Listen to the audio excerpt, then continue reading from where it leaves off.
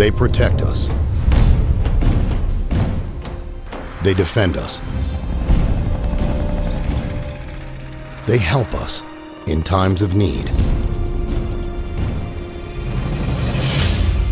But they're being destroyed from within.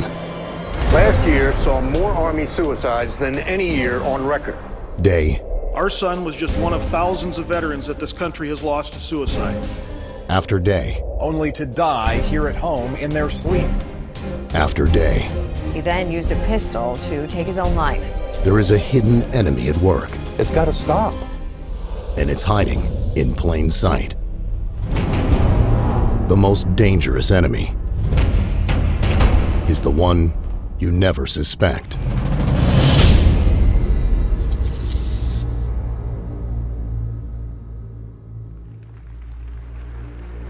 June 18th, 1940. Psychiatrist and Brigadier General J.R. Rees addressed the annual meeting of the National Council for Mental Hygiene with a strategic plan for psychiatry. We must aim to make it permeate every educational activity in our national life. Public life, politics, and industry should all of them be within our sphere of influence. But to reach their objectives, psychiatrists needed the perfect proving ground. One with an unlimited budget that could keep on growing. It's all about money. Billions of dollars. It's our tax money. A proving ground with an endless supply of human resources. More people than any other organization in America. These troops are the guinea pigs. They're being experimented on. A proving ground where every order is obeyed, no questions asked. They have to obey those orders. You don't have an option. I'm legally obligated. And a proving ground where any collateral damage would be labeled classified. This story has been censored every step of the way. Brigadier General Rees knew where to look. The Army and the other fighting services form rather unique experimental groups, since they are complete communities. And it is possible to arrange experiments in a way that would be very difficult in civilian life. It was a shrewd tactic, especially when sold under the guise of help. And now his soldier was sick, and unless we do something for him, he may remain sick for an indefinite period of time. Gentlemen, you are not requested to treat these patients. You are directed to do so. Psychiatrists had come a long way. Only 20 years earlier, they were almost unheard of in military life. It wasn't until World War I that they came out of the asylums and sort of worked their way into the military. And it was a very slow, very gradual insertion. Slow and gradual, because psychiatrists were simply not trusted, and for good reason. Their treatments were never known to be scientific. In fact, many of their experimental procedures would later be labeled torture. One of the first uses of psychiatric treatment actually goes back to World War I, when it was used on German soldiers who were deserting and trying to leave the front because of the horrors of the trench warfare on the Western Front. This treatment was dubbed Kaufman cure after its inventor, but few would have called it therapeutic. The traumatized soldier was hooked up to an electric current, which was ratcheted up until he couldn't take it any longer. During this, the practitioner laid in hypnotic suggestions. Diese Kaufmann-Therapie wurde von den Psychiatern als Heiltherapie angewandt und eingeführt. Für die Soldaten war das alles andere als Heilung, weil es ja ein Schmerz war, der ihnen zugefügt wurde an den Gliedmaßen. Und so war wohl der wahre Grund, warum die Soldaten dann wieder an die Front gingen, nämlich, dass sie diese Schmerzen nicht mehr aushalten konnten und lieber sich in Kampfeinsatz wagten, als in der Klinik dauernd Schmerzen zu ertragen. But the pain these soldiers suffered didn't prevent psychiatrists from continuing their experimentation into World War II. And just as before, it was not designed to help their patients overcome the trauma of war. Zum einen war man von Seiten der Wehrmedizin im Zweiten Weltkrieg bestrebt, den Patienten noch schneller, als dies im Ersten Weltkrieg gelungen war, wieder an die Front zurückzuschicken. Das war der erste und sozusagen das entscheidende Ziel, das die Kriegspsychiatrie im Zweiten Weltkrieg hatte. All around the world, psychiatrists used the war as an opportunity to try some very risky treatments on soldiers who had very little to say in the matter. They were electroshocking some, putting others into a deep coma, and filling yet more with powerful, mind-altering drugs.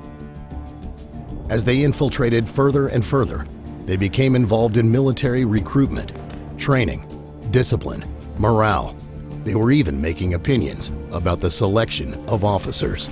Then Poole is an odd sort of man. In civilian life, he was very badly adjusted. In the personal sense, that is, he just couldn't mix, couldn't make friends. By 1943, psychiatry had penetrated so deeply into the American military, the Navy's top psychiatrist bragged, "Psychiatry now has a place in every step of the Navy man's career, from his induction to his eventual separation from the service." It is because of the military that psychiatrists, they became important. You know, they're wearing a uniform now, and they've got the epaulets, and, you know, they've got some power because of the military. The military gave them that. The United States Chief Military Psychiatrist, Brigadier General William Menninger, even wrote a manual listing all the mental problems he thought soldiers could have. But there were no blood tests, no x-rays, nothing observed under a microscope, just opinions. Scientific evidence? No, sir. But this only helped psychiatry. After all, Menninger's Army Manual provided a veneer of legitimacy, something they could use to diagnose and treat even more service members. The Army Manual was so widely used, it became the foundation for psychiatry's Bible, the Diagnostic and Statistical Manual of Mental Disorders, the DSM. Because of the influence of people like Menninger, by the middle of World War II, militaries around the world were buying into psychiatrists' claims that they were the mental health experts. And because of that, psychiatrists were free to try out drugs on a lot more soldiers.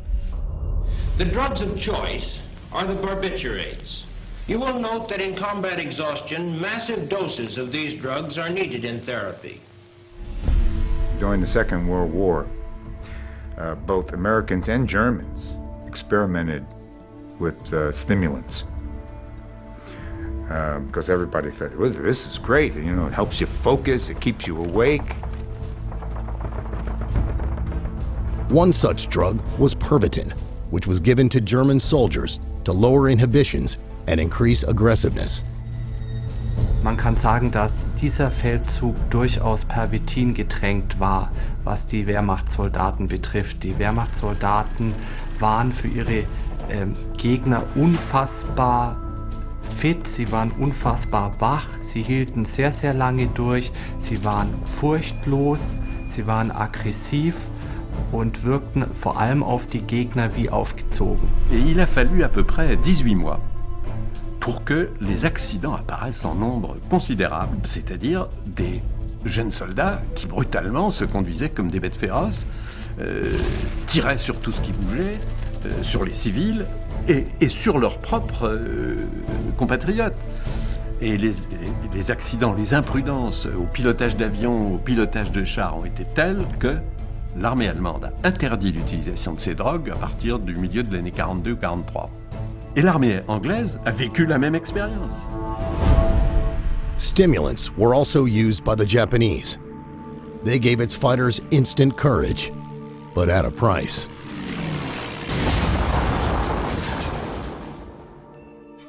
The soldier pictured here was a World War II torpedo pilot.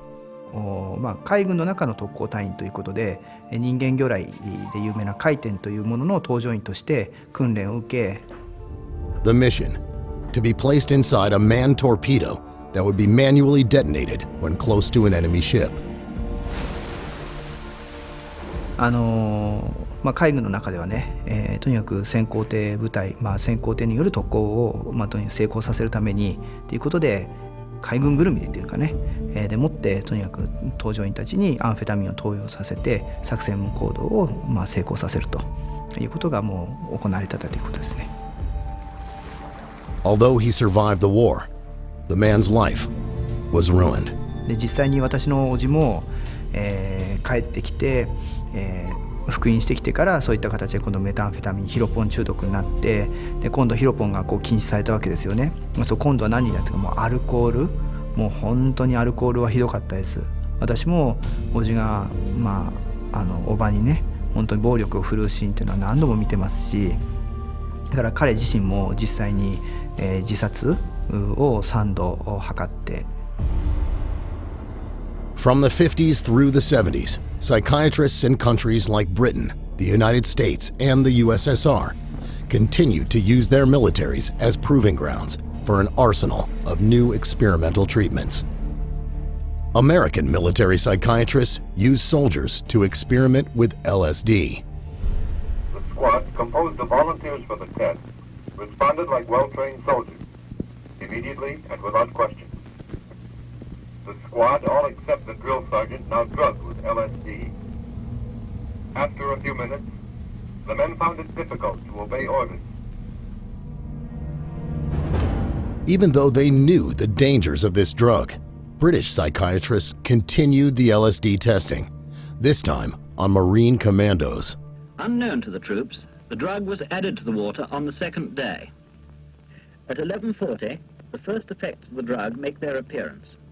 The men no longer take cover, they relax and begin to giggle. 70 minutes after the administration of the drug, with one man climbing a tree, the troop commander gives up, saying, "I cannot do anything about this. I cannot control the men and I can take no action myself. I am wiped out as an attacking force." Soviet psychiatrists gave their soldiers God knows what. В советской армии я служил поваром, и обычно перед обедом приходил доктор, врач, и давал нам пакетик, чтобы мы сыпанули в борщ или там в кашу и размешали. Но мы обычно говорили, что это такое. Это нормально, это витамины. Но что это такое, я не знаю. Тем более, что мы, повара, обычно свою долю вынимали из котла до того, как приходил доктор. Up through time, soldiers continue to be given psychiatric drugs for uses never studied or approved. It's been one huge experiment. In the Falklands campaign, air crew were given uppers and downers so that their flight duty rotas could be maximized. We've gotten reports that the Gulf War II pilots do take amphetamines, they do take dexedrine, and that at the nighttime they're given Ambien to bring them down so they can sleep. So they're continuously on this up and down kind of scenario. Certainly in the Iraq, Afghanistan wars, psychiatry has played a huge role, huge. Psychiatry is now an accepted part of militaries around the world. We're told we should trust psychiatrists, that they're the authorities. Only one problem, though. Things haven't gotten better. They've only gotten worse.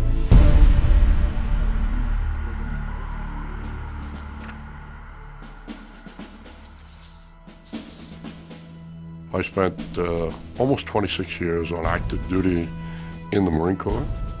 I retired with the grade of Brigadier General. I was an Army captain in the aviation branch. I was a Staff Sergeant E5 in the United States Air Force. I was in the United States Marine Corps from 2007 to 2011. Florida Army National Guard. 31st Engineering Battalion. I was in aviation and military intelligence. Battlefield intelligence analyst. I was a U.S. Navy fighter pilot. Combat medic with an LPN license.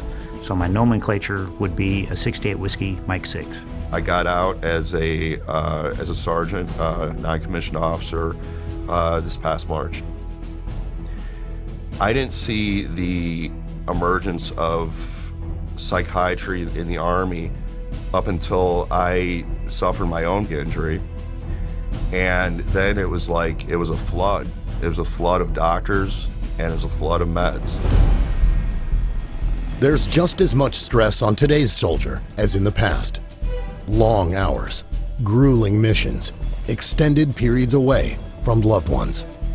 And when mental and emotional problems strike, there's no doubting their reality. But no matter where soldiers go for help, in today's military, they often end up in the hands of a psychiatrist. You can go to a chaplain, and a chaplain is just somebody that you can talk to. But I think part of the issue is that a chaplain is kind of obligated to route you straight to a psychiatrist if you mention any key words, you know? Like, yeah, I have been stressed out or something like that. If you tell a therapist you're depressed, they're going to send you to a psychiatrist. It's going to happen. It's just how it works. So they'll make a real quick decision on you have a problem or what the problem might be within just minutes. So 10 minutes, maybe 15 minutes, if you're lucky, 45 minutes in the office. Standard practice for a psychiatrist is first to diagnose you with a mental disorder. He might tell you that you have a chemical imbalance in the brain, even though he hasn't done any tests to prove it. And he never will, because there is no test. In fact, there are no tests for practically any of the hundreds of mental illnesses listed in psychiatry's diagnostic manual.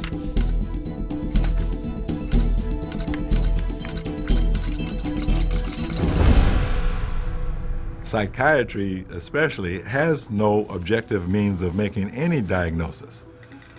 In general medicine, at least you have x-rays and blood tests to go on, and so that's the big dilemma faced by psychiatry. They have zero ability to diagnose, so they have zero ability to treat. No physical abnormality has ever been found.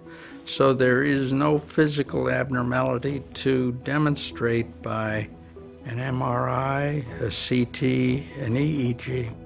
It's another fraud, pure and simple. It's another fraud. So, psychiatrists are diagnosing you with brain diseases, physical things wrong with your brain that they can't even prove exist. There were no medical tests of any kind. There were no blood tests. Nothing that I could tell that was scientific in any way or medical in any way. If somebody suggests that you have a disorder, a disease or something, there should be some sort of objective test. It's not unreasonable to ask for it. It's not unreasonable to insist on it. Soldier, I'll be right with you. But you won't get one from psychiatrists, only their opinions. And they won't be shy about giving those. There are troops that are seeing psychiatrists who are automatically, before they even open up their mouth, being diagnosed just because of the way how they look. The psychiatrist told me that I would never amount to anything in the military again because of the emotional trauma I experienced and my current, at the time, my depression levels, my stress, my anxiety. I was never going to accomplish anything in the military. I would never be a good soldier again. And the only viable option that the military saw was to discharge me. When a psychiatrist says your life is not worth anything because it's been all some sort of psychosis or some sort of trauma event, or you've got this disease or that, or some brain chemical or whatever, a soldier's life turns into nothing. Every year, thousands of men and women in uniform are diagnosed with a mental illness, sometimes even 2 or 3. This has gotten so out of control that the U.S. Pentagon now spends $2 billion a year on mental health alone. And the Veterans Administration's mental health budget has gone ballistic, shooting up from less than $3 billion in 2007 to nearly $7 billion in 2014. That's a lot of money to spend on a profession that can't even find evidence for its brain diseases under a microscope. Not that this matters to psychiatrists. The diagnosis is only a first step, actually an excuse to get you onto some very dangerous treatments.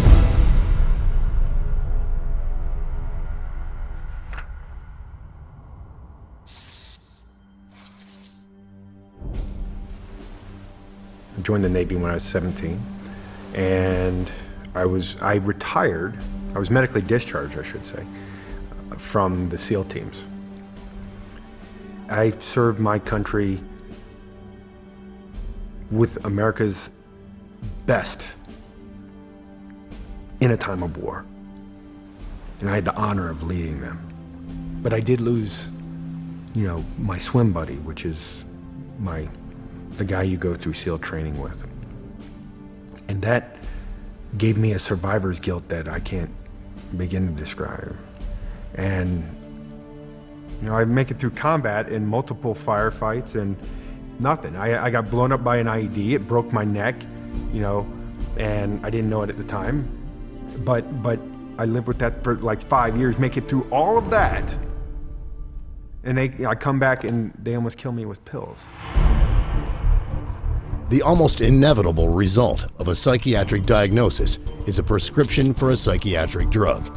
There's very little else psychiatrists do, and they've been prescribing a lot. From 2005 to 2011, the U.S. Department of Defense increased its prescriptions of psychiatric drugs by nearly 7 times. That's over 30 times faster than civilians. The drug push is no different for veterans. Depression is a disease. We get this guy from the Veterans, I think the Veterans Administration or something like that. And he's basically telling you, if you are depressed, if you do something erratic, it's a disease. I mean, this guy's literally the loudest guy in the entire briefing.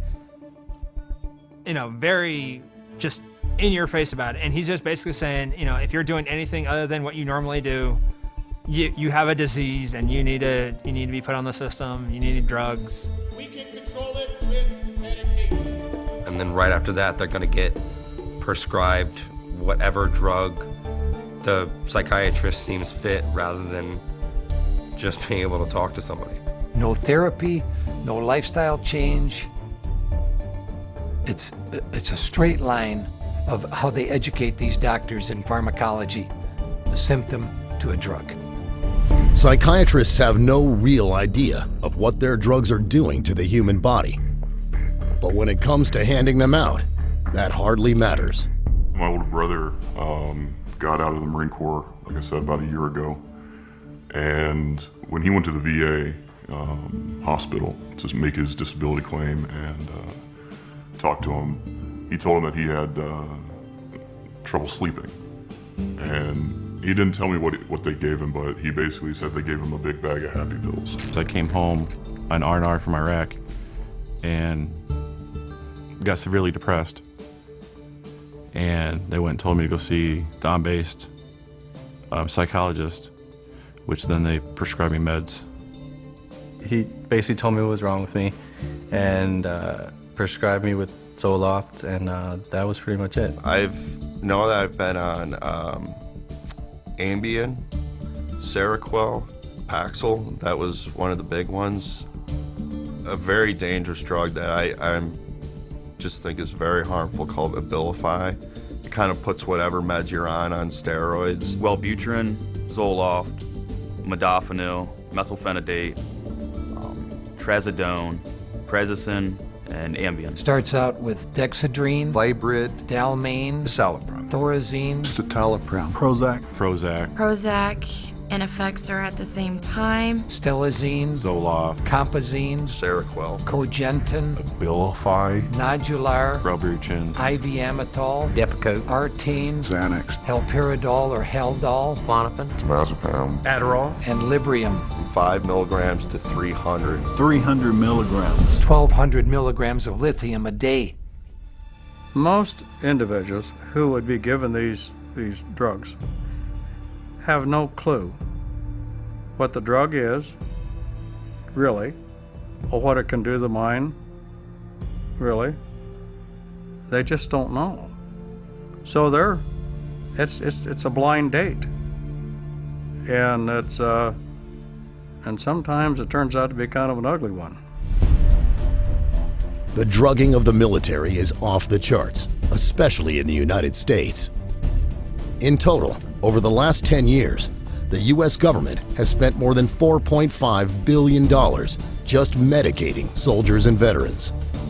In fact, in 2011, the Pentagon spent more on pills, injections, and vaccines than on Black Hawk helicopters, Abrams tanks, Hercules C-130 cargo planes, and Patriot missiles combined. The use of both psychiatry and psychotropic drugs has just ballooned in the U.S. military. Every soldier that I've talked to, every time they've seen a psychiatrist, they would prescribe them some kind of psychotropic drug right off the bat. I would say 60 to 70% of the soldiers we saw in our center were on medication. Let me give you an example.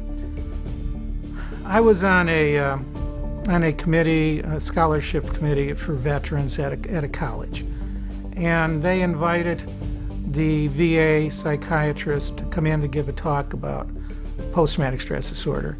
But at the very end, I raised my hand, I said, how many of your veterans that you see do you medicate?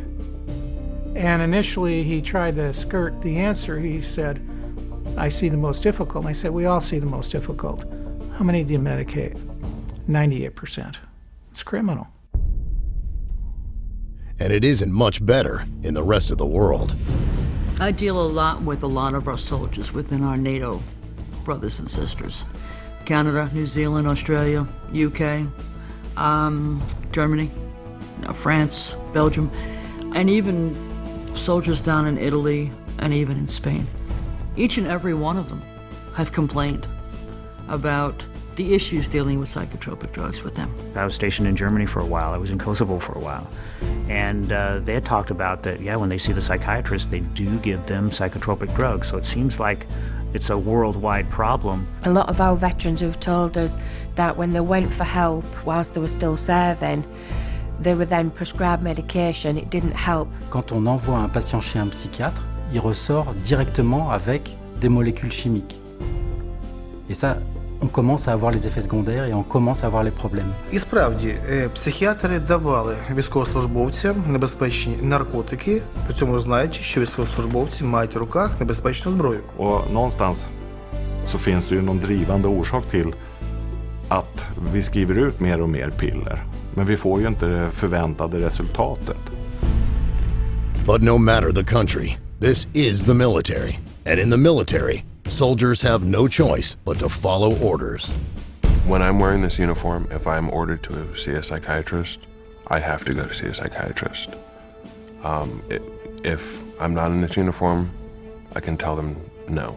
The suggestion to go see the psychiatrist came across as a heavy recommendation. It wasn't a direct order, but it was, this is something you should go do. It's something that needs to be handled. You should go do this. And then there's the pressure put on you to take the drugs. I actually asked my commander that. I said, do I have to take these drugs if is this an order? And they all just stared at me, wouldn't give me a no or a yes, implied that I'm supposed to take this. If I would have refused, I probably would have lost my rank or lost opportunities in the military because I wasn't taking care of the property of the military, which was my body. Most of the troops that I talked with did not want to take the psychiatric drugs, did not want them, did not need them, and rebelled at having to take them. But they were told that if you don't take these drugs, you can't get your compensation and you can't get any more VA treatment if you deny the drug usage. So they did. I have heard that military personnel have been ordered to take these drugs. My response to that is, that's an illegal order, and I had that verified by a Judge Advocate General right here in Washington, D.C. It's illegal to demand that. If a psychologist tells you that you have to take it or you're going to lose your benefits, you need to report that psychologist to the proper authorities. Officially, 1 in 6 American service members is on at least one psychiatric drug. But here's the thing. According to the Armed Services Committee of the United States Senate, no one knows how many drugs are given to soldiers downrange. There's no paper trail, no prescriptions. They're just handed out. Fact is, the amount of psychiatric drugging in the military is probably much, much higher. particularly when so many qualify for psychiatry's biggest diagnosis-drugging combo of all.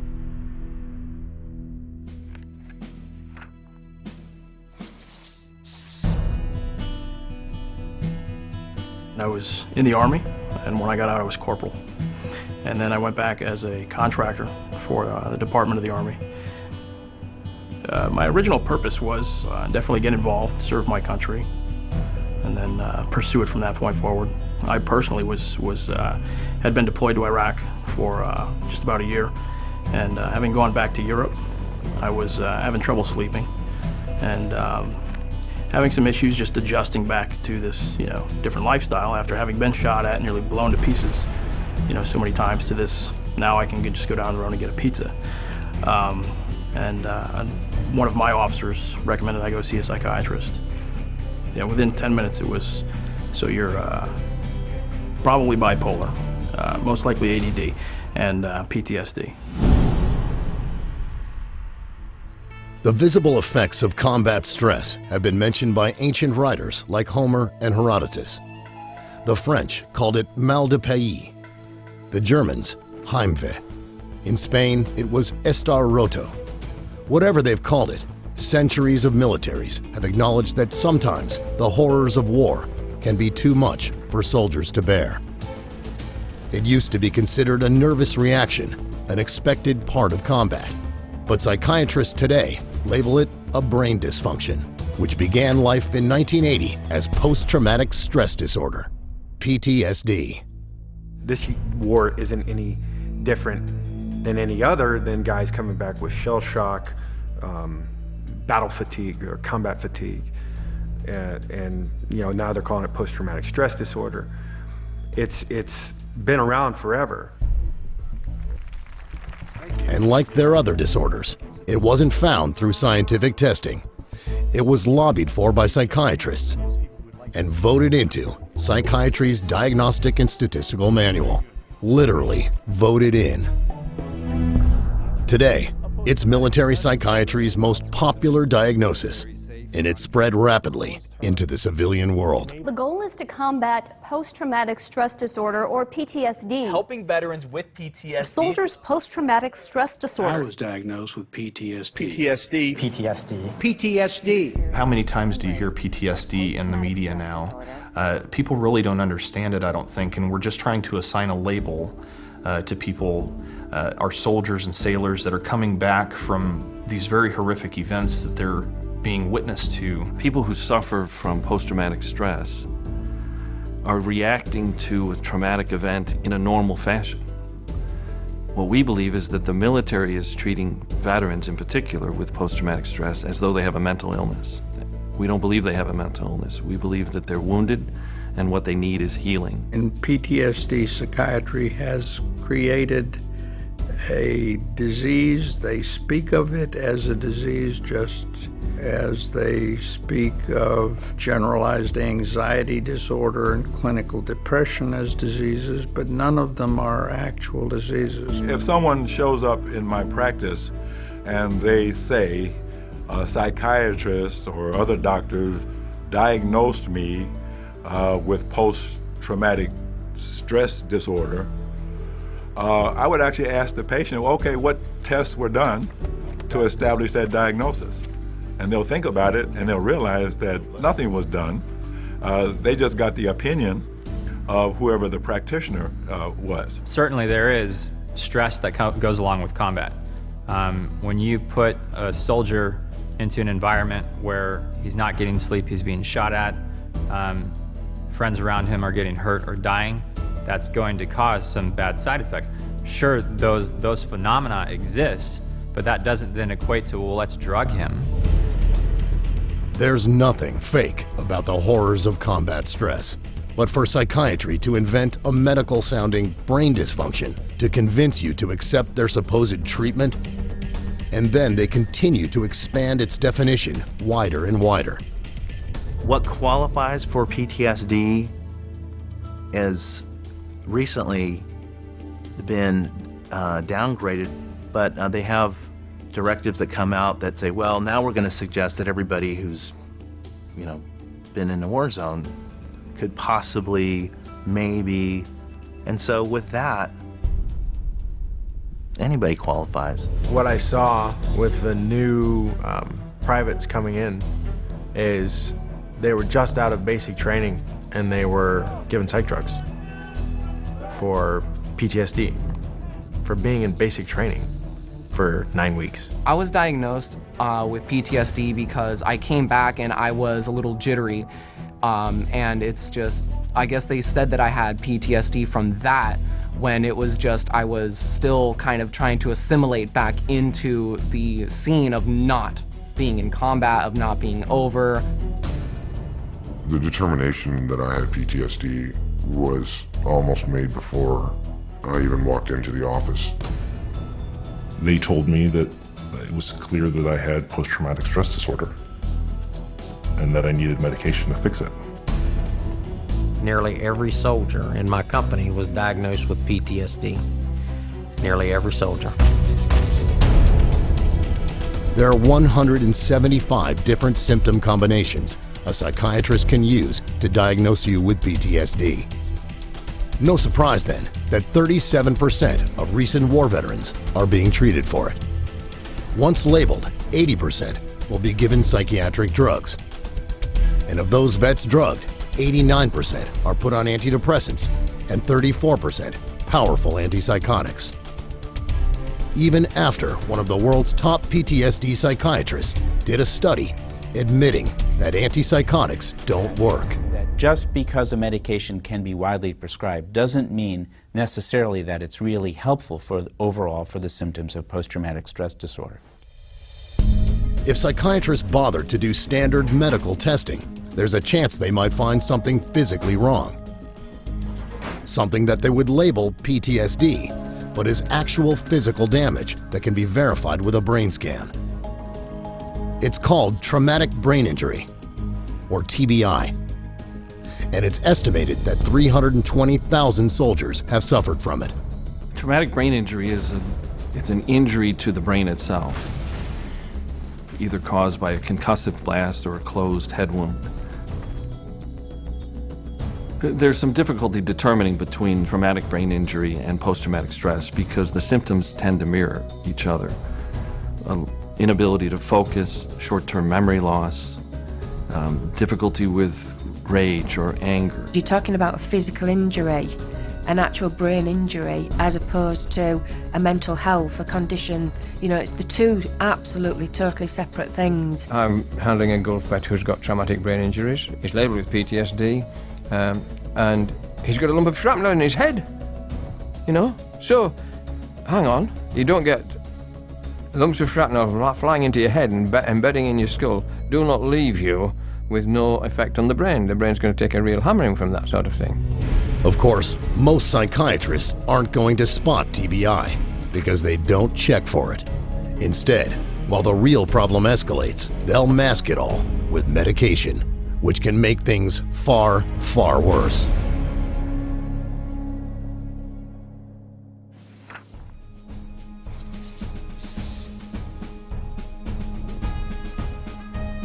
I think my main goal why I joined the military was, the first thing is to get money for college. And then all my friends were going in and they were having a blast with it, and I just really wanted to do something with my life and not just stay here in a small town and not do anything. I served in 2 branches of the military. I served in the Marine Corps and also the Army, and got out as a specialist also at 84.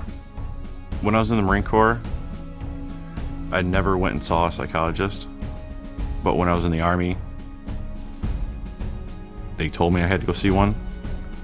At that point, he diagnosed me with PTSD and prescribed me Prozac and Wellbutrin in Iraq, still carrying a weapon, still in the combat zone. The psychologist said that my anxiety and depression, everything, like stuff like that, should actually go away.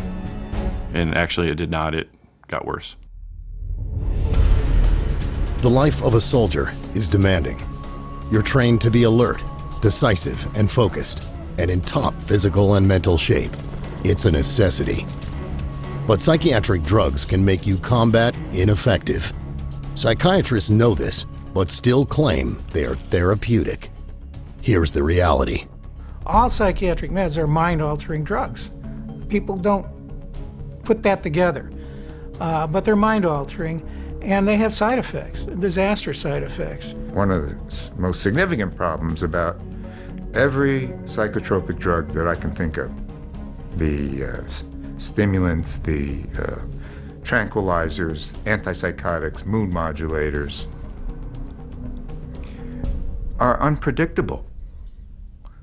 I can give the same drug to 20 different men, and they'll have 10 different reactions to it.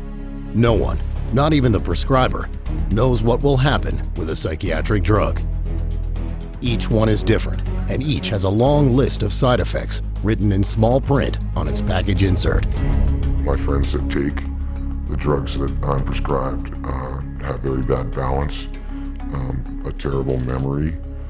They have difficult talking clearly, speaking clearly to each other. Their reaction times are very slow, and they have a hard time concentrating. It pretty much just erased all feelings that I had. So I was just there. A lack of motivation, really. I just stopped caring. I was constantly demotivated, very worn down all the time. I was constantly sleepy, like not tired, just sleepy. I could stop doing something and instantly fall asleep. 1 minute you can be on patrol, next minute you'd be asleep. That's what those pills do to you. They make you tired. I would get headaches, but it's not like a normal headache. It would be like sharp pains just zapping through my head. My anxiety level was through the roof. I had heart problems. I put on 20 to 25 kilos of extra weight. I probably gained 40 pounds over the course of that period of time. I was up to almost 300 pounds. I was in metabolic syndrome. My body my adrenal system had completely shut down. My muscles had seemingly turned to water, and I could not lose weight for anything. I can't ever think of anybody who's ever said, I feel better. This has helped me. I can't honestly think of anybody who's ever said that to me. And I've seen and talked to a lot of veterans in my time. These are supposed to be the finest, most elite soldiers, physical combat machines, and they're being given something that's harming them, that's destroying not only their body physically, but also their minds mentally. Psychiatrists will tell you that the benefits of their drugs exceed the risks. This is garbage and scientifically untrue. There have been large studies proving that psychiatric drugs like antidepressants work no better than a dummy sugar pill. But some of the drug side effects are not just harmful, they're deadly.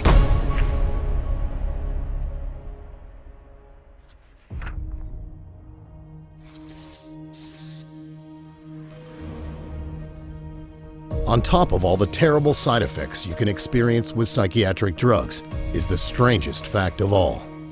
They don't cure anything. So what do? They alter your behavior by deadening your feelings.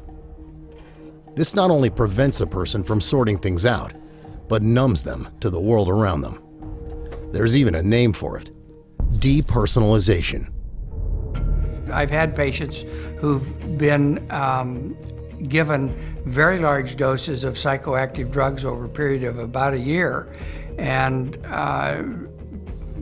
basically destroyed their sense of self. They don't care almost about anything. You could go up to someone and start yelling at them, and if they're on the large enough cocktail, they won't do anything. They become almost drones. So they're literally lobotomizing our soldiers with these drugs. I'm sorry. I'm just being very direct and honest with my experience of over 200 injured warriors.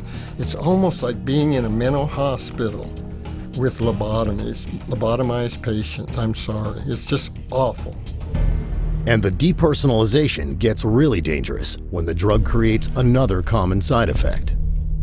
If someone is numbed like that, they're less likely to be concerned about the consequences of their behavior and might resort then to impulsive actions, violent actions. Some of the effects of the drugs that we're aware of, that the veterans we've dealt with have come across, have been things like more anxiety, more anger. They're having all these fits of anger, aggression, they're getting in fights with their significant other. And of course what this has led to is just a really horrendous number of domestic shootings, domestic beatings, child, wife abuse. The numbers back it up. Since 2006, violent sex crimes and domestic abuse in the military have increased more than 30%, and child abuse is up 43%, all while the psychiatric drugging of our troops has been going out the roof. And then there are the cases where a soldier under the influence of psychiatric drugs loses it all. This one particular morning, the soldier was in our unit, and most of the soldiers in our unit are on some type of medication. And she was waiting for the soldier. And when she walked in, he was locking and loading his weapon. And she asked him, "What are you doing?" And he looked at her, he said, "I don't know." And she said, "You were locking and loading," which means he's putting his ammo in his weapon. And she asked him, then she said, "What were you gonna do?" He said, "I don't know if I was just gonna shoot myself or shoot up everybody in this building, and then myself." And we were there. May 11th, 2009. Sergeant John Russell opens fire in an Army combat stress clinic in Baghdad. He kills 2 officers and 3 enlisteds. The day before, his psychiatrist had prescribed him antidepressants. March 11th, 2012. In a remote village in Afghanistan, Staff Sergeant Robert Bales murders 16. 9 were children. Before his murder spree, Bales had snorted the psychiatric drug Valium while also drinking alcohol. September 16th, 2013. Navy veteran Aaron Alexis brings a shotgun to Washington, D.C.'s Navy Yard, where he kills 12 people in cold blood. According to reports, Alexis had been prescribed the antidepressant trazodone. He talked about it. He said he went to the VA and they would give him some medicine. These are just a few of many in the hands of mental health professionals just prior to committing horrific acts of violence. There's Army Private First Class David Lawrence, who murdered a Taliban commander in his prison cell while on Zoloft and trazodone. Terrence Tyler, a former Marine who gunned down 2 co-workers, then himself, at a New Jersey supermarket. He had been diagnosed with major depression and was taking Prozac. And Eddie Ray Routh, who murdered a decorated Navy SEAL. He had just gotten out of a mental hospital 4 days earlier, where he had been treated for PTSD. Drugs and weapons do not mix. Okay, it's a recipe for disaster all by itself. They're seeing things different. Their mind has been altered, their brain has been altered. Their judgment and reasoning is not what it would have been without these medications. It's the mind that makes the decision of when to shoot and what to shoot. It's the mind. If you alter the mind and you imbalance the mind, which is what psychiatric drugs do, you change the results of who or what gets shot on the battlefield or at home after the battle is over. Psychiatric drugs don't cause violence only in soldiers. They provoke people from all walks of life to commit deadly mass shootings in our homes, workplaces, and schools. Then there's the matter of what they might do to themselves.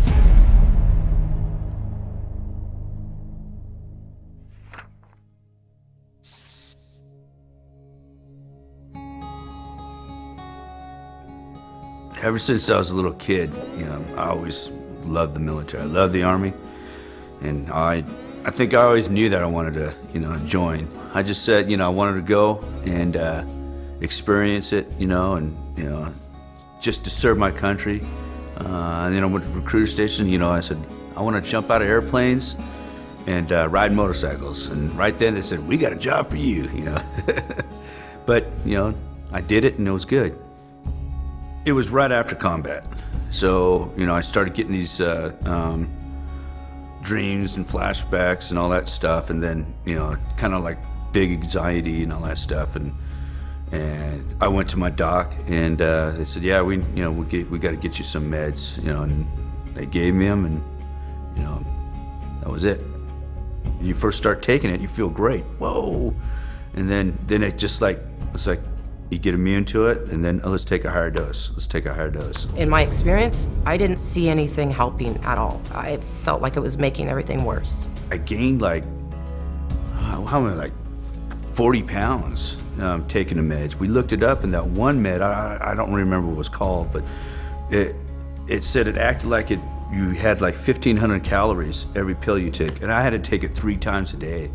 If he missed a dose, then the whole family would know, the whole house would be kind of on edge because you couldn't talk to him. He would snap. You take your meds and you can just start feeling it going down, and then you're just like, bam, and you're a zombie, you know? It almost seemed like he just didn't care about life anymore. He wasn't himself. My body was breaking down, and my wife, she's all into herbs, and she's saying this isn't right. And then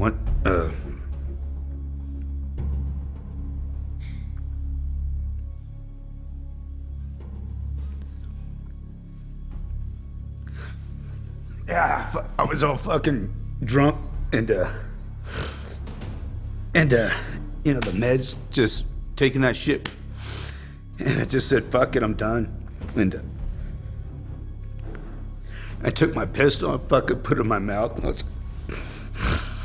and she opened up the door. I fucking took it, and I said, I was like, fuck it. I said,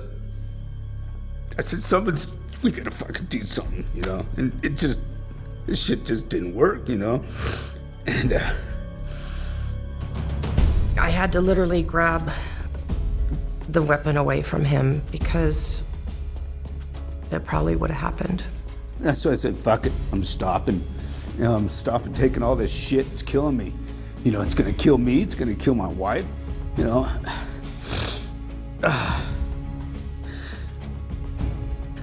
That was the straw that broke the camel's back. It wasn't working, and something had to be done. I didn't want to lose my husband. I didn't want him to kill himself, and I didn't want to be killed as well in the process. I knew I wasn't me, you know? It was the drug that was doing it, and I knew I had to change or I'd be dead, and that's why I changed it.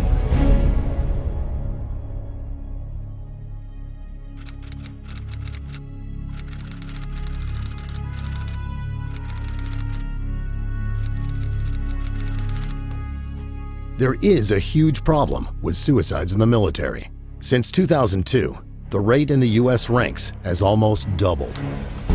The suicide rate has really been going out the roof here lately with our military members, both while they're still in and once they return back to the States. I would move from base to base to base, and I'd be on different missions at different times.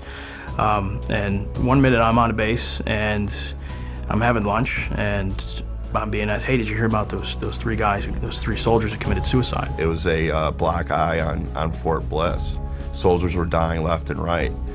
Preventable deaths, we're talking suicides, we're talking about these soldiers getting in their cars or motorcycles going 150 miles an hour and, you know, hitting a median.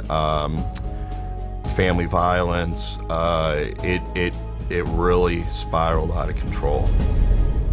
With all this happening, psychiatrists continue to hand out psychiatric drugs in volume, drugs well known to increase violence and suicidal thinking. My psychiatrist at the time had issued me a recommended gabapentin, and I took one, and I think within 30 minutes I had thoughts of suicide. They started me on a really low dose to build it in my system. But even the low dose, I was still feeling side effects of suicide, depression, anxiety. I did notice that there was a lot of times that I thought, you know, that it would just be better to be dead than to keep living like that. And I look back on it now and I do realize that it was the meds.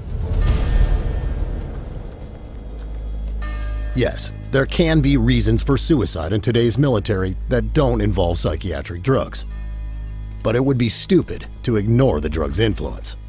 Just ask the troops with boots on the ground. I was military police, actively working as a police officer on the military installation.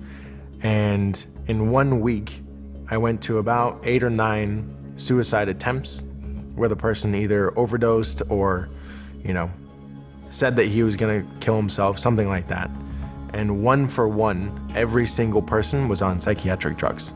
Because of my role as a criminal investigator, I didn't witness the soldiers while they were taking psychiatric drugs. All I got to see was after the suicide or after the death, and then the reports come out. We'd get called pretty often to investigate. We would have an autopsy performed and would include a toxicological exam, which would determine any drugs in the system, and usually there was some type of drug. A lot of them were taking some sort of medication for depression or anxiety. There were a lot of suicides happening in the military, overseas in theater and back in the States. From 2009 to 2012, more U.S. soldiers died by suicide than from traffic accidents, heart disease, cancer, and homicide. The U.S. Secretary of Defense called it an epidemic.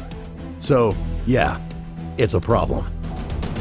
Some have claimed that this is because of the stresses of war, but 85% of military suicides never even saw combat, and 52% never deployed.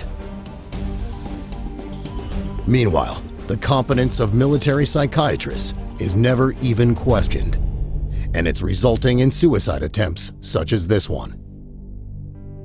My son joined the Army. He wanted to make a career and become something. He was still sweet and more normal when he came back from Iraq, even though he had, nervousness in crowds and PTSD.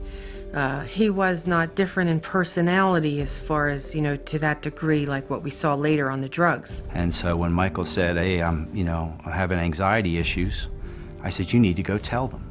Well, and that's what really began his journey. That was the worst step, in my opinion, that we could have ever done. It started off with 1 drug and went to 2. With each successive symptom that he got a new drug. And we noticed that he started to go down in personality. It wasn't our son anymore. It was, anger, slurred speech. It was surreal because the person I was talking to wasn't even my son. He was unsure of himself. He didn't have any will to do anything. At one point, he had stopped brushing his teeth, drinking water, eating, because he didn't care. He didn't even know that he was that way. And I researched and discovered that our soldiers were being medicated and that they were committing suicide from it. So I printed all my research out and I handed it to my husband. And I said to my husband, tell me what you think of all this research. And he came back to me and said, if my calculations are correct, there's a pattern here that matches our son's behavior. And if my calculations are correct, he's just about ready to commit suicide. I was in the dollar store and he called me and said, I don't want to upset you, but I want you to know Michael's okay, but he tried to kill himself. And he put 2 IVs in his arms and he bled out in the bathtub and he was drawing in his blood on the walls. He didn't even know he was committing suicide. So his cognizance, his reason, was already usurped by these pills. They take away who you are. And he wasn't the same. We had the hospital check him and they found at least 9 drugs in his system. And they're just the ones they tested for. They were giving my son drugs that had black box warnings, said, if you're under 25 and you're taking this pill, your risk of suicide is going up 50%. Risk of suicide. But they were still giving him the pills. What he went through was so horrific, it's hard for him to talk about. But he allows us to speak because he wants to save his comrades. He wants to save others who are going through the same thing, who are being drugged with lethal cocktails. Me speaking as Michael, knowing the things that he has said to others, he would say, stay away from the pills. It's a dead end. Psychiatrists claim their drugs save lives, but they rarely discuss the serious risk of suicide. Why don't they? Because those black box warnings for 18 to 24-year-olds, that's the age range of nearly half of all deployed American soldiers. And yet, the use of psychiatric drugs in the U.S. military has soared 76% since 2001. That includes antidepressants that psychiatrists hand out to soldiers to prevent suicide.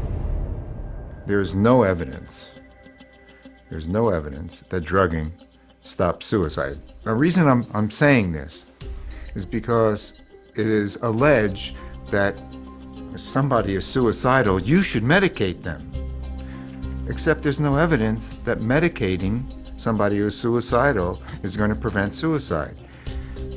There's substantial evidence that many drugs actually promote suicide. And last year, within the DoD, there were 349 suicides among military personnel. That's almost one a day, literally one a day. That's more suicides than were killed in combat. And the military is very concerned. In fact, in 2009, Fort Campbell, Kentucky was actually closed down by the base commander for a time because they were having just an inordinate number of suicides. Suicides on Fort Campbell have to stop now. The last I heard, the VA was getting close to 450 calls a day to their suicide hotline, which they set up years ago to handle the amount of veterans that have suicidal thoughts on a daily basis. 450 calls a day. It's a problem that has echoed through the halls of government.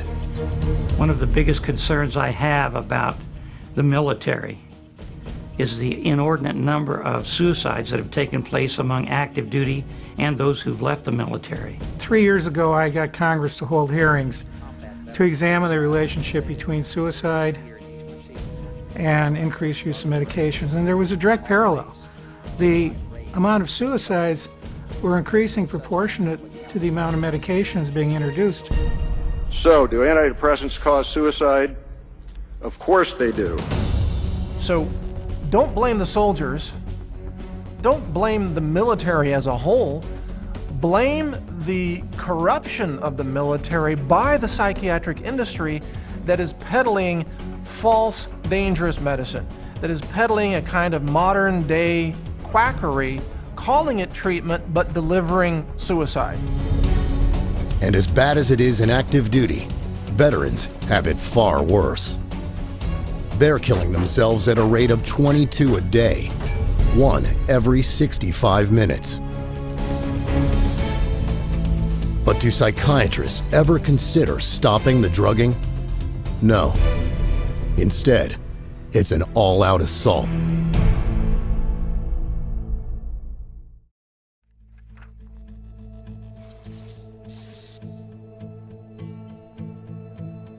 I was a very highly functioning non-commissioned officer. I was a platoon sergeant at the time. I was kind of always being groomed for that next rank. I was getting sent to the right schools, had the support of my chain of command. Things were going really good. After I witnessed this traumatic event on my last deployment in Iraq, that's when the medications really started coming. I mean, full force. And like I said before, before I knew it, I was on 9 to 12 different kind of medications. And when I was going through the separation process in the Army, I had to get some physicals and evaluations from outside people. These professionals would see my records come up on the screen and the amount of medications that I was put on throughout my time in the Army, but especially the last couple of years, and they would literally gasp. And they were shocked at the amount of drugs, the high doses of these drugs. It was like a 6-page rap sheet. With all the ways psychiatric drugs can react on your body, how do psychiatrists counteract a side effect from a drug they've given you? I can't sleep at night. The stomach pains are worse than They don't take you off the drug. They'll either raise the dosage, which can cause more side effects, or they'll add another drug, which will add even more, then another, and another. It was clear right away that they really had no idea what anything that they were giving me was really going to do. They said, this drug may not work. You may need a different one. This one may need a higher dose. This one may need a lower dose. There was friends of mine that I saw had 2, 3, 4 pills that they had to take daily. You find soldiers that are on dozens of medications. And when I say, 7 to 9 drugs at one point, I'd say that was very average. I've heard as high as 14. I know of some troops, personally, who were given up to 20 different drugs. It's kind of depressing if you look at the number of medications that I've been on. It's very thick. It makes up a large portion of my medical file with the Veterans Administration. And a lot of people were on not only psychiatric drugs, but drugs for their injuries. And the combination made them different. They weren't the same people. They're mixing amphetamines with painkillers and antidepressants and sleeping pills. I mean, even to the unlearned, that sounds insane. This practice is so common, they've even got a name for it: polypharmacy. And here's a little known fact. Many of these drugs have never been tested in combination, which makes those taking the drugs little more than guinea pigs. The danger escalates with every increase in dose and every increase in the number of medications. I have watched my clients who have been prescribed psychotropic drugs, sometimes a cocktail, often a cocktail, sometimes a single drug, and they are grievously changed. If they were experiencing an adverse effect, how would they know which drug it was? Was it the antipsychotic? Who knows? Was it the antidepressant? Was it a combination? These guys don't know. All they know is they're supposed to take these because their doctor said they'll be better. And in fact, they only got worse. And the problem is that there's no attention to the detail of what happens to these troops that are placed on them. There's no follow-up. They're simply placed on them, given a great big huge supply of them, and they're sent out to fight. In fact, some American soldiers are routinely given up to 180 days worth of psychiatric drugs when they go to the front. No supervision, no restrictions, just take them when they want. And what happens to it when they go into combat? Are they sharing with their friends? Sure they are. That's why I've been told by social workers, corpsmen, medics, that 90% of the troops in combat have at one time or other taken some type of psychiatric medication. It's just a grand, crazy, insane pharmaceutical roulette that's being conducted at the expense of our nation's sons and daughters, really.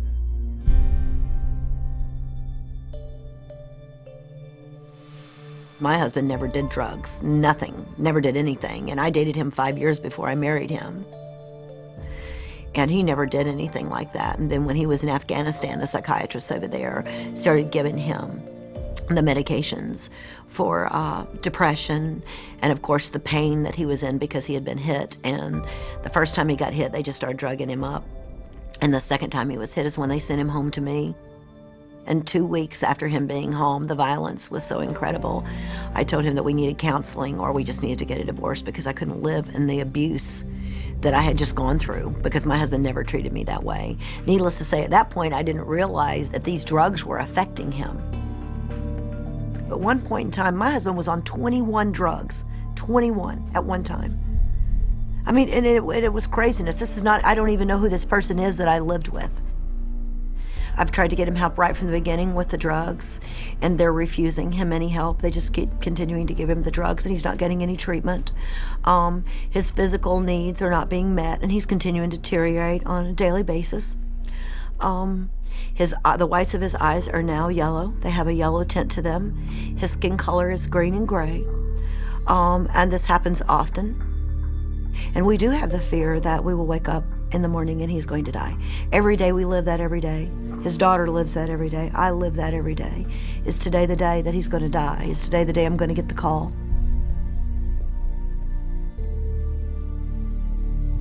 They need to give me my husband's life back, is what they need to do.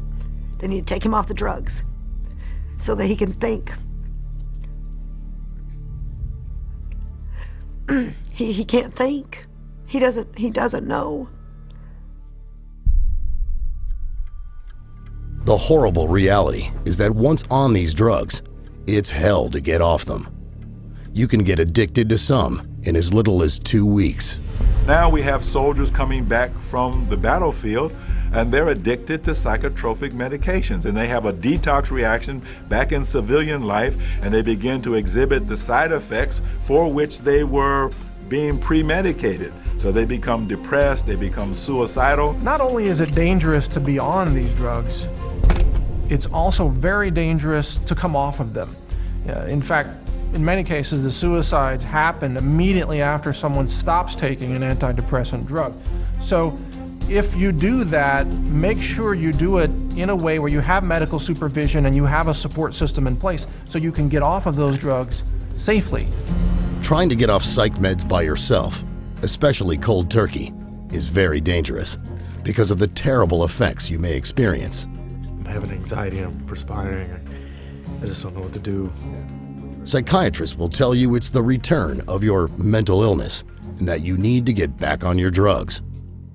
That isn't true. This is withdrawal, just like with any street drug. The doctor did not tell me if I did come straight off of these that there would be a worse effect. I didn't know that. So when I did come off it, I fell harder. These are actually addictive drugs, you know, and I didn't know how to act without them. The withdrawal process is rough. And one of the things that I experienced is all these emotions, all these feelings, all these trauma, all this sadness that wasn't being dealt with, wasn't being cared for. It was just being medicated. When I got off all those drugs, it was like a floodgate. Even though you come off those pills, there's a period of time for, I think, a long, long time that stuff is coming out of your system. You know, and sometimes you think that life would be better if you were dead. It's shocking how many soldiers are returning home addicted to psychiatric drugs. A U.S. Army investigation discovered that as many as 35% of warrior transition units have a prescription drug problem. And very often, the addiction is not temporary, but for a lifetime. But it can get even worse than that, because sometimes these drugs can turn deadly, striking quickly and without any warning.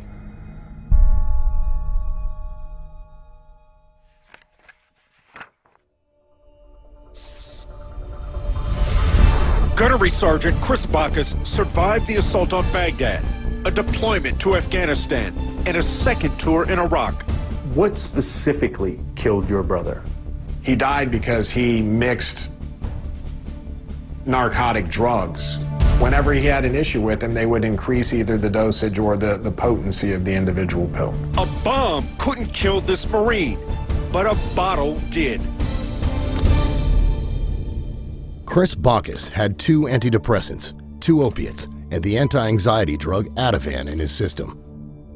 A total of 27 different prescriptions were found at the scene, most of them recently prescribed. The autopsy said it was the drug interaction that killed him, something any doctor worth his salt could have predicted. The case of Chris Bacchus would turn out to be no different from hundreds of others. Only 450 miles away, Stan and Shirley White celebrated the safe return of their son, 23-year-old Marine Corporal Andrew White, from the combat zone. Little did they know what would happen when he went for help to a local veterans hospital, only to be diagnosed and then drugged. Andrew's behavior really started to deteriorate. We saw more and more withdrawal. We saw anger issues. At one point, he slept for 2 or 3 days at a time. The psychiatrist, their solution to his deteriorating condition was to increase his medications or to change the medications. On February 12, 2008, Corporal White died in his sleep. Didn't even move, just died. The coroner's report said it was an intoxication of these drugs. Did not mention, but his heart stopped beating. Andrew being 23, being very healthy, not having any major issues, you shouldn't die in bed. He was one of 4 veterans, only in their 20s, who were found dead in bed in West Virginia within just months of each other. It took a dogged investigation by a neurologist from San Diego to find out why. I tried to understand how they could have died, what the mode, the mechanism of death could have been. And these dead in an undisturbed bed were cardiac. Suddenly the heart stops for some reason. Tracking down every lead, he discovered that each had been diagnosed with PTSD, and all of them were taking the same potent cocktail of psychiatric drugs. Came across literature on the antipsychotics, and they said that the antipsychotics have a particular danger. They can stop the heart suddenly. And here these veterans, all 3 were on a combination of drugs which can cause or lead to sudden cardiac death. Might this not be the tip of an iceberg? Might there be others? And to make a long story short, that list grew to 250, 300, and today it is 351 probable cardiac deaths. The risk of sudden cardiac death makes those drugs truly unfit for human consumption, and yet they're being used like jelly beans in the military. Yeah, we're watching me here, Devil Dog. Another of those cardiac deaths was 21-year-old Corporal Chad Oligschlager. Are you getting that? It's machine gun fire. We don't know where it's coming from. But no worries. We have our sandbag structures. Carry on. Chad was hilarious. You know, super smart. Super smart. He was a lot of fun. You know, he played sports, you know, all of that. Like any normal kid was, outdoors all the time. He was willing to make friends and talk to everybody. So that's kind of, you know, what caught my eye in the beginning as well. So he was just fun to be around. This Native American has no comment. Well, he told me the reason why he wanted to join the military was that if he went, then maybe his children wouldn't have to go. He really felt like it was his duty as a citizen to participate. When he came back, we realized he was different. He had asked his commander that, you know, he wanted to seek counseling. He needed some help because he was having problems dealing with what he had done over there and what he saw on that first tour. All right, the reason I'm down here and not up there is because as soon as the IED went off, we were talking about a possible trigger man. We don't know where they are because we never know where they are. Just all kind of saw like, okay, they're gonna give you some medication. You're gonna, you know, see a psychiatrist for a little bit, talk it out, things will get better. We were so naive. When he was on the drugs, he seemed like he was just doped up, all the time. He was disoriented. It literally turned him into a walking zombie. I mean, after he would take that, and you know, and he was real adamant about making sure he took his medication on time. It just felt like the medication made him forget what he was doing, made him forget some things that had happened in the past. We'd be talking about stories and he wouldn't believe what I was telling him. And he'd take Seroquel and then 10 minutes later be going back to his pill bottle and say, well, I gotta take my medication. And it's like, you just took it. He wasn't in control, I felt like, in the end. He just really didn't know what he was doing. He wasn't going to work when he was supposed to. He said he would just sleep in his room. We're gonna pause for a second due to malfunctions and technical difficulties. I got the knock on the door at 11 o'clock at night. But when I heard the knock on the door, I knew what it was. They had found Chad. And my thought was, okay, great, where is he? Where's his little shit? You know, I hadn't heard from him. And he said that he was at the barracks. I said, okay, is something wrong? Can I go see him? And he said that they found him in his room, that he was dead on the floor. They didn't know how long he'd been there,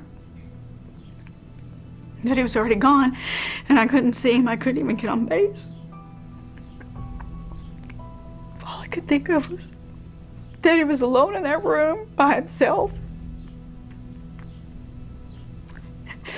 that he was supposed to be safe.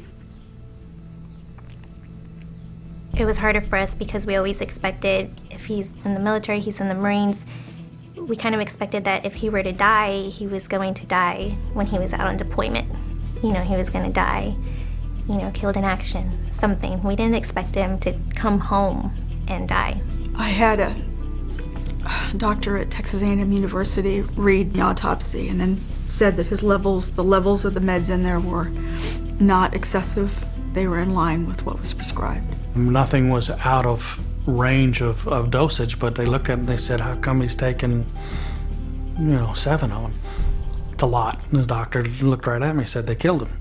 I blame the psychiatrists and I blame the doctors for prescribing those pills. Those are the ones that never checked up on him and let him walk out with all the other pills. Didn't take any of the pills away, just kept giving him more pills. And they're the ones. Good morning, and hoorah. Psychiatrists call these deaths accidental overdoses. But let's face it, this borders on negligent homicide. And as our soldiers succumb, one by one, to prescribed levels of these lethal cocktails, you have to wonder if psychiatrists even care to find out why. It's bad enough that troops are dying, but this drug taking ripples far beyond the victim.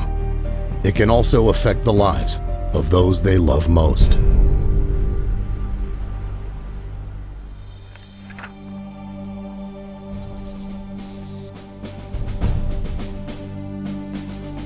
I was with the 101st Airborne Division.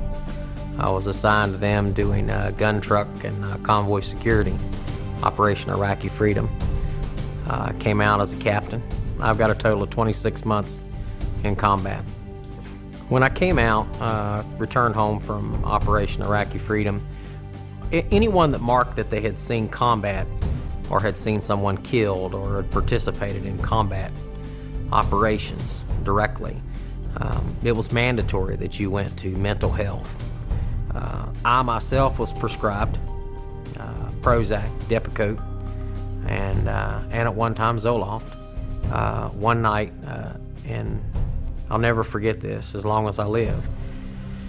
One night I had laid down and I'd taken my pills, and I took a shot of Jack Daniels. At that time I had my children staying with me, so I didn't get drunk or anything like that, didn't drink overly heavy, and for some reason I decided to sleep on the couch this time. And I can remember opening my eyes and not being able to move my arms and my legs and literally feeling like I was choking to death. And my son, who was 13 at the time, he came in. Obviously, I was making some noises, and he shook me so hard that I fell off of the couch. And that kind of woke me up. But literally, I felt like I was dying. And I can't help to think, if my son wasn't there to wake me up, would I have been a statistic? Maybe. Active duty or veteran, a soldier on drugs can negatively affect the rest of his family. What we're seeing is that now this label of being broken and disordered is not only being utilized with our troops, but it's now also extended with their families. You hear stories about these young children that are living with a deployed mommy or a daddy who just can't handle the deployments. So what happens is these troops that were deployed come home, whether or not they saw combat doesn't matter. They're still being forced to take a subjective questionnaire, psychiatric questionnaire, and based off of the results are getting told to do these drugs. And when they take the drugs, they become somebody that's different than what that child remembered them to be. Now that child has to deal with coping in a way that is very different than what they had to deal with when the parent was initially home. That child can't handle it. So what happens? Mom and dad says the child needs to go see somebody for help. The child goes seeks help. The child gets the same drugs that mommy and daddy's on. Instead of dealing with the problem the right way, it's a lot easier to give a kid a pill, which ultimately destroys that young mind and ultimately erases somebody from society when that child commits suicide.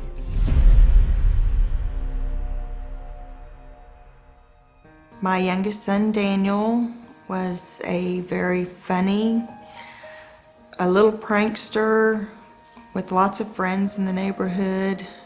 He was loved by his teachers at school. We would go out fishing or hunting or just playing around out in the woods. So we were able to spend quite a bit of time together whenever I wasn't gone on training or deployment for the Army. Daniel began having trouble sleeping very shortly after he left, and he was worried that his dad wouldn't come home. He was worried that his dad was going to get killed. And we saw the psychiatrist for 10 or 15 minutes, and he prescribed something to help him sleep, and also Celexa. Well, when she started telling me about the medications, I was very concerned. Overall, it seemed to me that, the situation was continuing to progress and he was just getting worse. My husband came home from Iraq 3 months early because of my concerns. I was very concerned at the personality change to becoming much more withdrawn and sad and depressed. He was having some bizarre behavior. He began cutting himself at school, and he began having hallucinations. We never had any of those behaviors before being put on the drugs. We were all here at the house. He was out of our sight for 10 or 15 minutes, and he had snuck in and went and he'd gone into his room, and I sent James to go find Daniel to help me in the yard. And he did. What was your emergency? We need an ambulance. What's going on? My little brother hung himself. Okay, what's his name? Daniel Rees.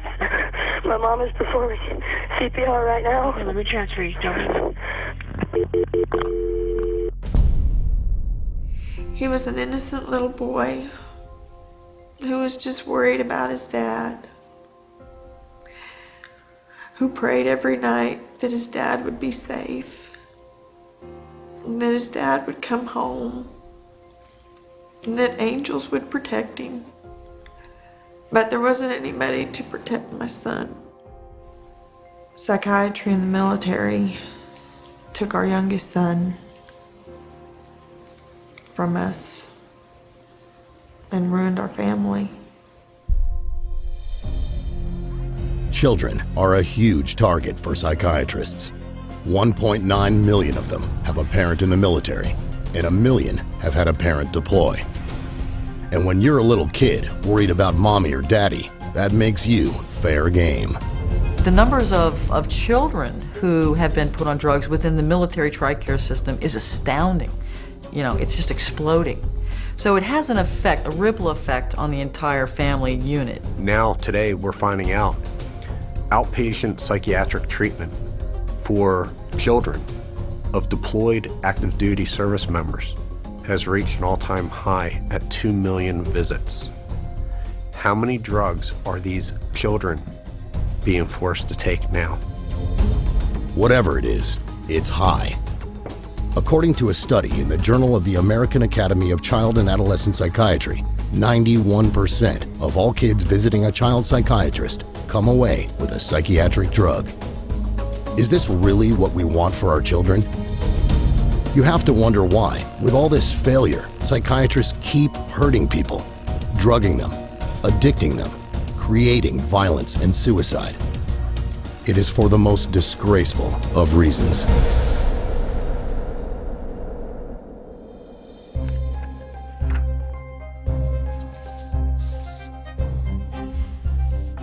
Psychiatrists say that disorders like PTSD can't be cured.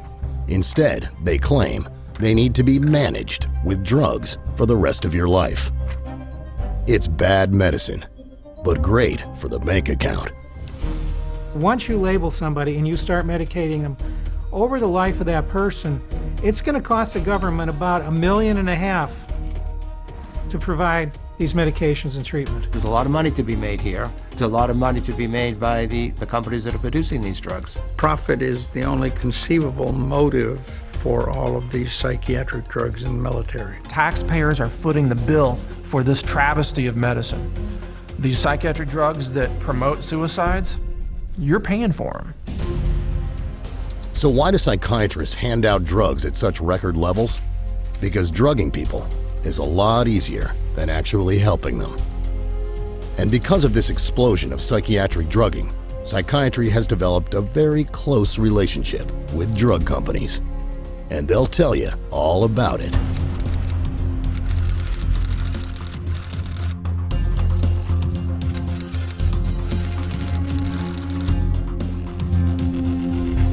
Unfortunately, almost everywhere you look, you'll find financial conflicts of interest. Take Matthew Friedman, a psychiatrist and executive director of the VA's National Center for PTSD. Not only has Friedman been a paid speaker for 3 different drug makers, he also sat on the scientific advisory boards of the pharmaceutical companies that make Paxil and Zoloft. And guess what?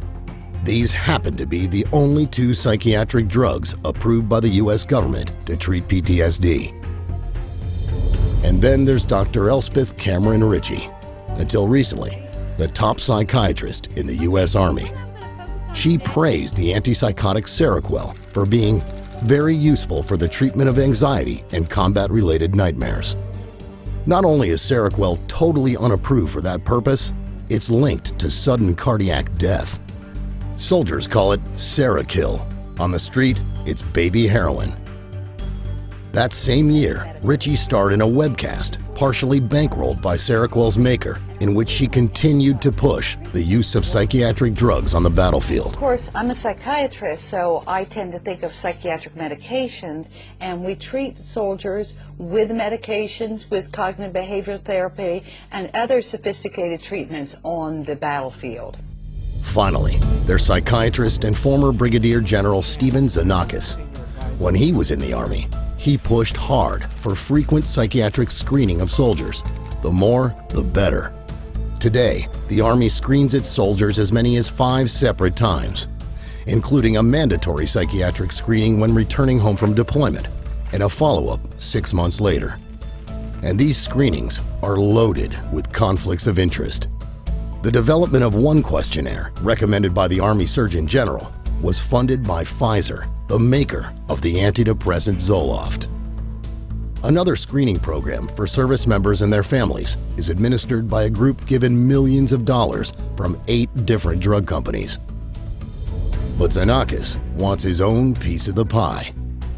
He stands to make millions as CEO of a corporation selling a brain scanning device he plans to use to diagnose PTSD.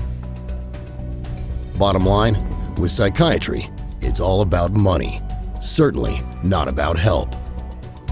And yet, without reforming this broken and ineffective system, the United States Department of Veterans Affairs recently hired 1,600 more mental health workers just to handle the problems the profession itself worsened. If all we're doing when we get more mental health professionals is more of the same thing, but then it's a fool's errand. And for the soldier who joined out of duty and served with honor, it all boils down to one word: betrayal. One of the things I have the benefit of really is getting thousands of emails a week, whether it's from veterans or other people suffering from pharmaceutical damage. It's specifically veterans these days. We see an increase. We see people calling out and saying they feel betrayed. They are very proud to serve, fight for their countries, protect, the people back home, their loved ones.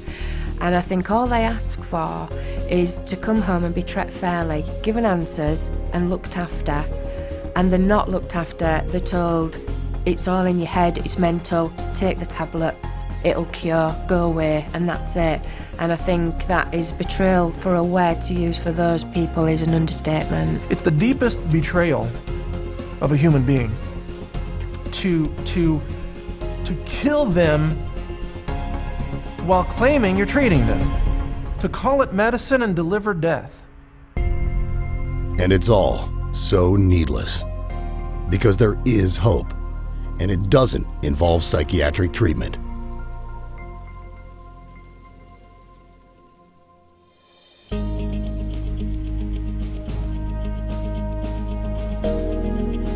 Look around, and unfortunately, you'll find a world saturated with psychiatry. But there are safe, effective, and workable solutions, and they can be found. The main word for soldiers, and not only soldiers, but anybody suffering from any type of so-called mental illness, is that there's hope. That there's hope out there, there's solutions out there, things are available for you to get your life back, to not have suicidal thoughts, to not end your life, and it does not include psychiatric drugs. There is a way to solve this. It's to get rid of the drugs and start treating soldiers like human beings, not lab rats. That's the solution. The vets who get over their war wounds do it on their own, do it with friends, do it with colleagues, do it in support groups. They're doing it separate and distinct from the medical interventions. If you talk to lads, when they get together, they help one another, they support one another. They are aware of fellow feeling, fellow understanding. Psychiatrists, by having the opportunity to disrupt that process by using drugs, can often disrupt it rather than support it. A soldier does need help. He needs care and love and friendship and, whatever else is going to make him feel better personally, but he does not need psychotropic drugs. True medical care can begin with a full, searching, physical examination by a competent medical doctor to check for any underlying injury or illness that may be causing emotional distress.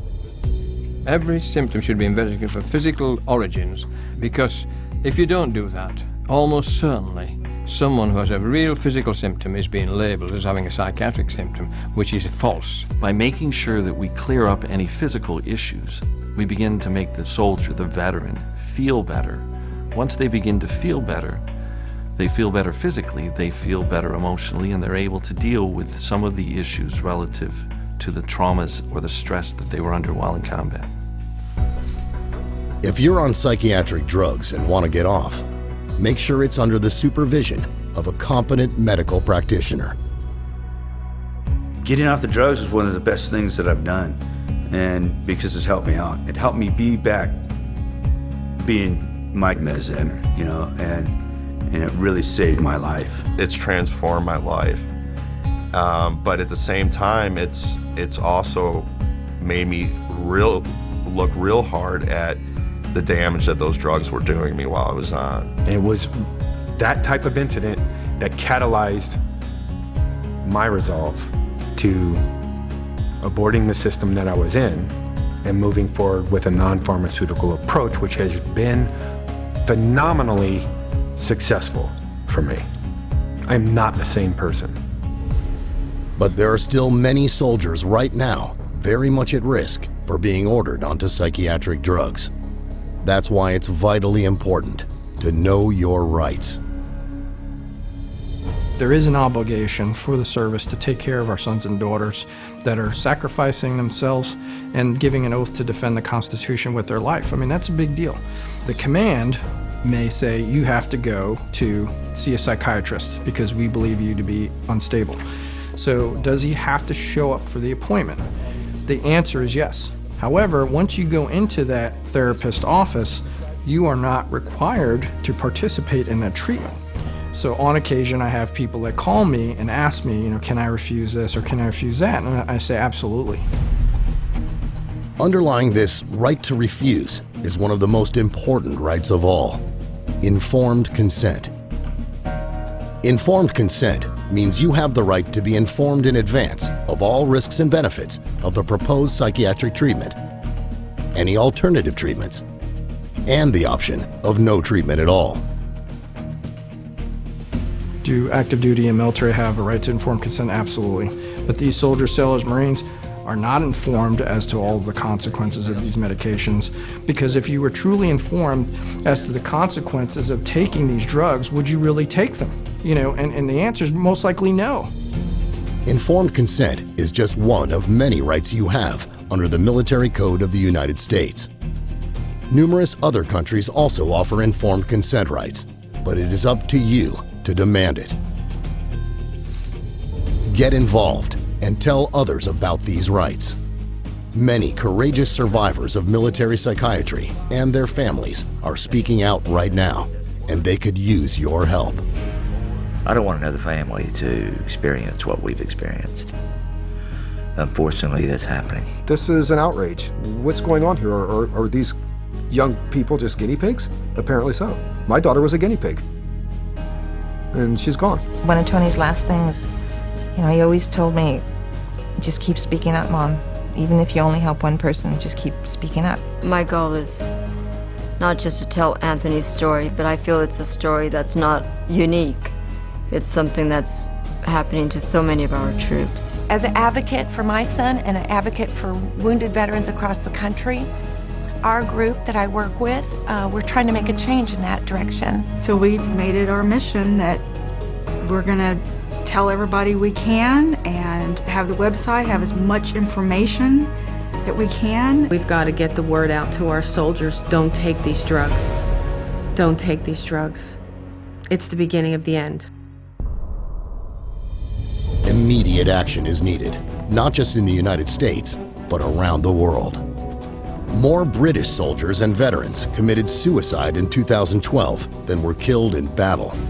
Same thing for the relatively small Australian military over the past decade.